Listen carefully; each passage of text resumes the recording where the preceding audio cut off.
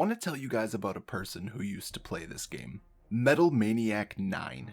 He actually had a YouTube channel. I'll leave a link in the description so you can check him out. But the way this guy played the game was very interesting. Instead of quickly banging out skills and PVMing for money, he would set insane goals to milk those skills for as much money as possible. He achieved 99 smithing by smithing cannonballs, mining all of his own ore. And keep in mind, back then, mining was awful. He achieved 99 mining by cutting and fletching his own magic long bows and then alching them. The point is, the way this guy played the game was a search of finding new ways to skill and gain some insane profits. And that gave me this idea, Money Man mode. So I wanted to take a quick second and thank him for all the Zybez blog posts back in the day and the inspiration for this series. I hope someday he sees this series and smashes that like button. Hello 1.7% ladies and gentlemen. Today I have a fun experiment to start with you all. It all breaks down like this. Hit the like button please. Have you ever wondered what it would be like if an account trained its skills using only the most profitable methods available, regardless of efficiency? Well, that's good, no one really has. But today we're going to begin to solve this question. I've had this alt account sitting around for a while. The only real stats it has are 70 magic and 68 defense, as well as 47 summoning, 39 archaeology, 40 div, and a few other random levels.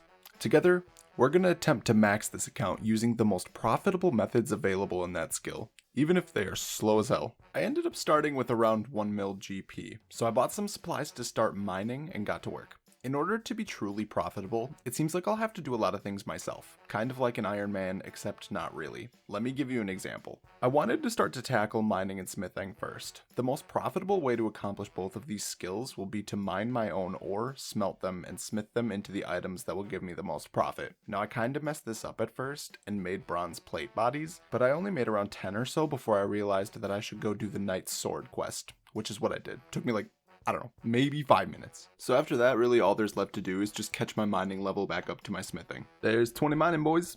I missed it. No, I was waiting.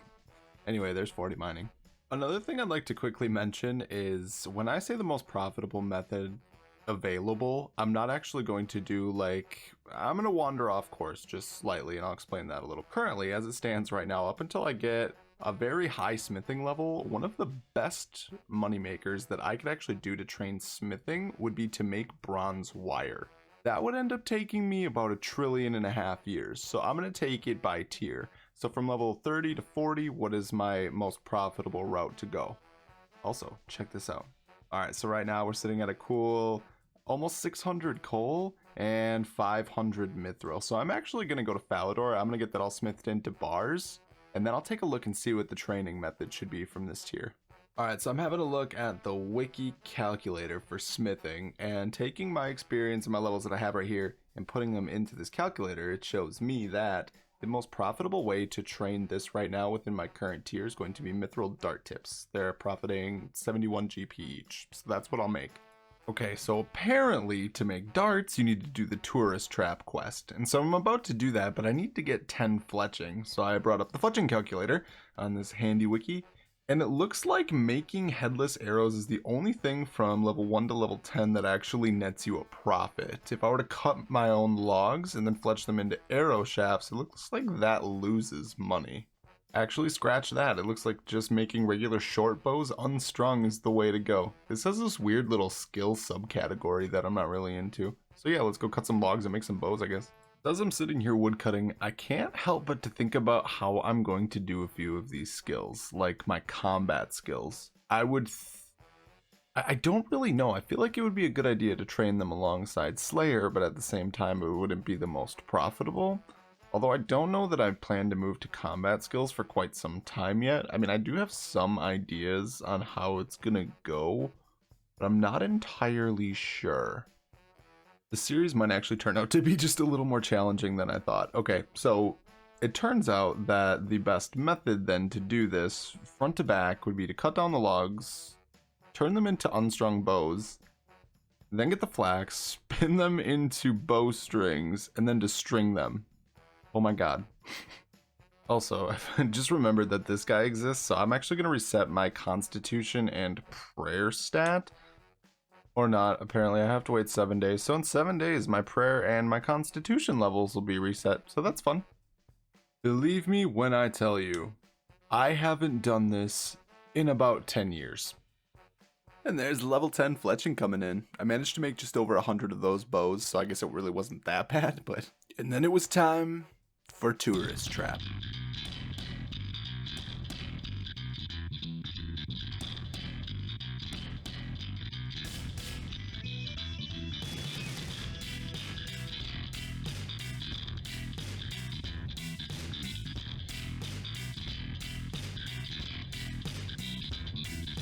Then I realized that quest was useless to me. So there's been a little bit of a weird change of plans here. I noticed that when I was trying to buy ore boxes, they were not buying whatsoever.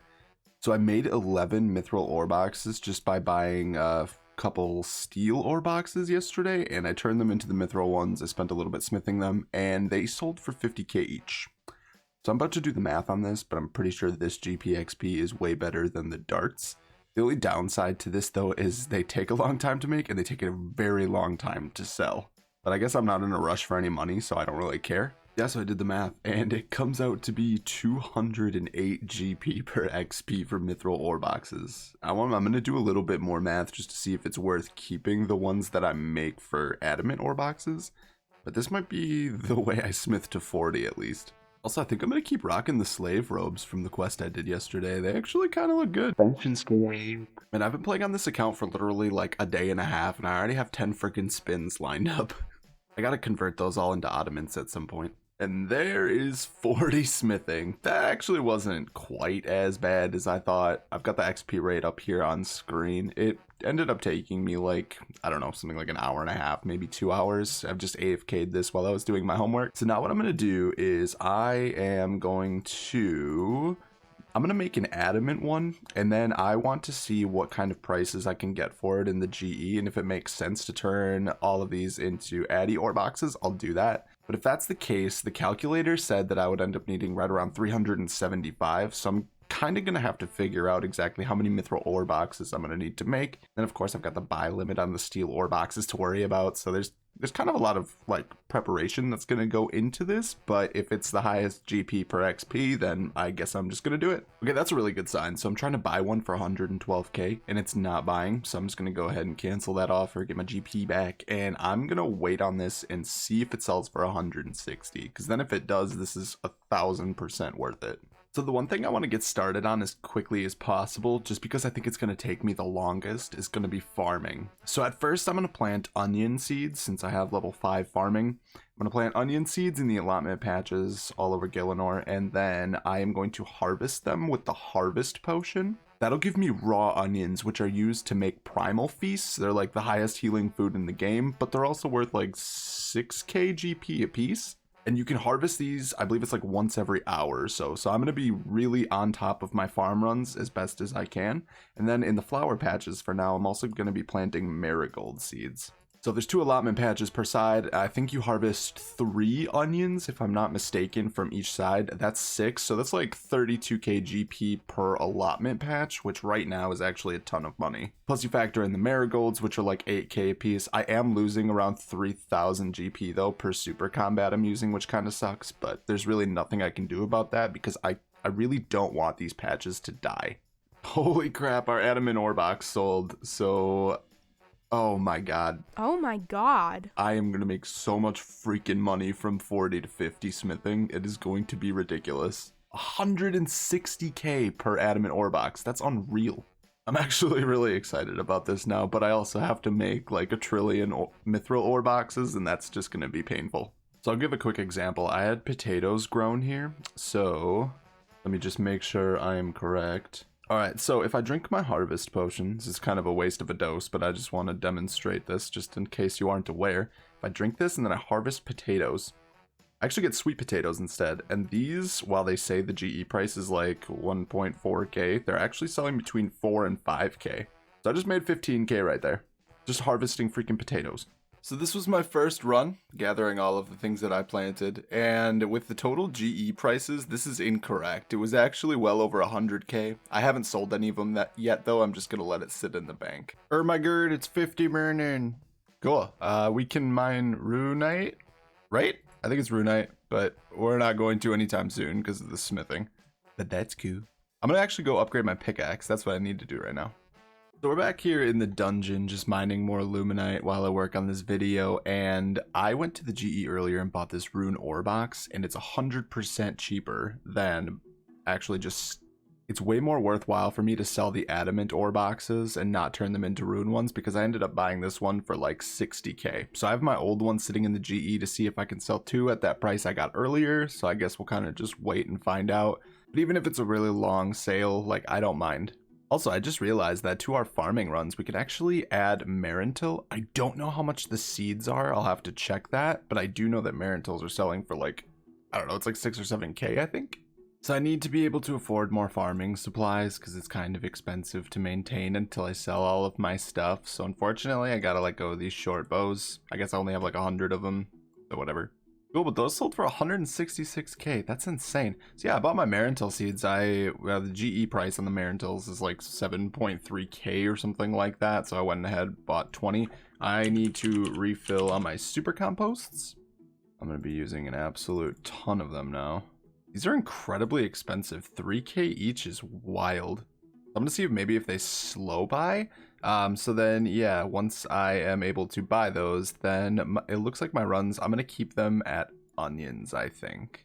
Yeah, because we're cruising along pretty well with all of that. Everything's doing really good in total here. I mean, I would say we've probably got close to 300k worth of stuff that I've grown so far, and I've only done like 2 farming trips. Damn, these won't even buy at 4.1k each. That is insane. Also, by the way, let me pull it up here. I ended up buying 2 auras. I had like 78,000 loyalty points because this account has been a member for a while. I just kind of had it sitting in the background. I bought the sure-footed aura for when I start doing agility training. I've already got a plan for that. And then my Master Greenfinger aura was the best one that I could afford. So we prevent crops from becoming diseased and provide a 7% chance of increased crop yields. I mean, so yeah, I think with that, it looks like the super combat, or God, why do I keep saying that? The super composts are ready. I think I'm gonna just start using those on herb patches, to be honest, because at that price, that's the only place it actually makes sense. Yeah, I'm gonna go do another farm run, turn on that aura. That'll be very nice, and then go from there. I also ended up picking up a Juju farming potion. It gives a 1 out of 3 chance for you to pick double herbs, I believe. Oh God, let me put on my aura. What am I doing? Yeah, it's a 1 out of 3 chance of picking double herbs, so I figure these herbs are 7k a piece. That definitely makes sense. I think I bought it for like 30k or something like that. Oh, I forgot to drink my potion. Oh, dude, the aura actually works on the onions. That's really cool, to be honest. That was a super good investment. Oh my God.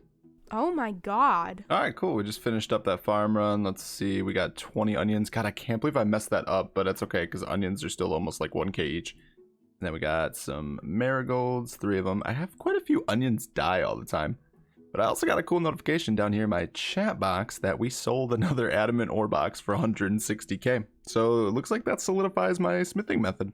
But I think on that note, people, it's time for me to sign off on this one. I really hope you enjoyed this episode. I mean, like, this series is super cool.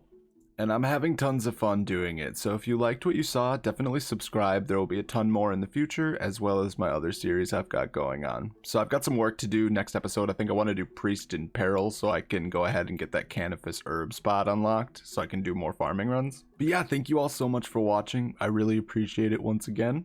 Have a good rest of your day. Bye. Oh, also, if you have any suggestions for me real quick, I would 100% love them. This is a monstrous series to take on, and I'm kind of struggling for ideas and some skills, so if you have something really cool you think I haven't thought of, drop it down below. I'd love to hear it. Okay, bye for real.